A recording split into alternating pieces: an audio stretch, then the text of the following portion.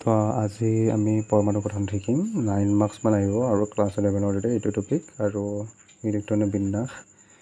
আমি শিকিম যিকোনো এটা পৰমাণুৰ আমি ইলেক্ট্ৰনিক বিন্যাস কেনেকৈ উলিয়াম পৰমাণুৰ দেই পৰমাণুৰহে উলিয়াম আজি এইটো বাৰু কিছুমান আমাক বিন্যাস দিছিল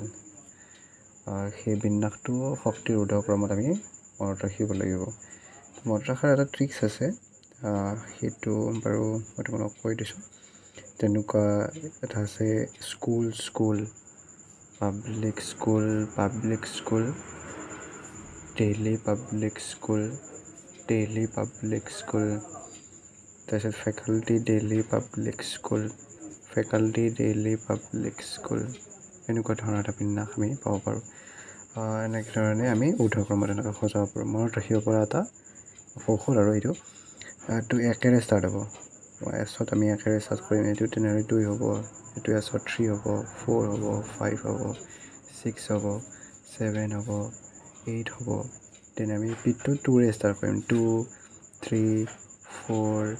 5 এইটো 6 এইটো 7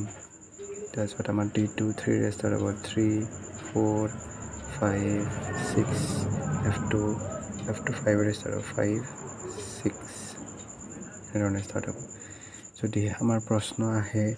ধৰি লোৱা তোমালোকৰ প্ৰশ্ন আহিব ছ'ডিয়ামৰ কাৰণে উলিয়াচোন ইলেক্ট্ৰনিক বিন্যাস বিস্তাৰৰ ইলেক্ট্ৰনিক বিন্যাস উলিয়া তেনেধৰণৰ যদি কুৱেশ্যন আহে আমি এইটোৰ পৰা যাব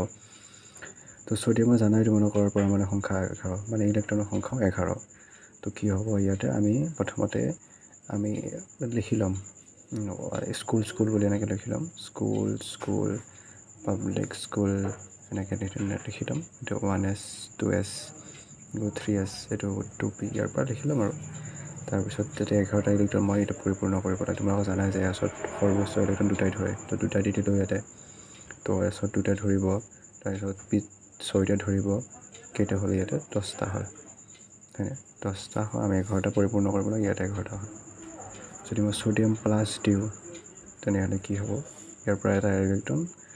গুচাই দিলে হ'ল নোহোৱা কৰি দিলে হ'ল NS2 2S2 2P6 হ'ব তেতিয়া তেনেদৰে কেতিয়াবা ডি ব্লকৰ মৌলবিলাক বহুত মনত ৰখাৰ খুব গুৰুত্বপূৰ্ণ সেইবিলাকে মনত ৰাখিব লাগে একচুৱেলি ডি ব্লকৰকেইটা যেনে স্কেণ্ডিয়াম টাইটেনিয়াম ভেনাডিয়াম সেইবিলাক ক্লাছ 12ৰ কাৰণে খুব ইম্পৰ্টেণ্ট খুব গুৰুত্বপূৰ্ণ সেইবিলাক চিয়ানো বাৰু তোমালোকে কৰিবা কিয় অসুবিধা থাকিলে মোক জনাবা কমেণ্ট ছেকশ্যনত যদি কিবা আছে তোমালোকৰ অসুবিধা ইলেক্ট্ৰনিক বিন্যাসত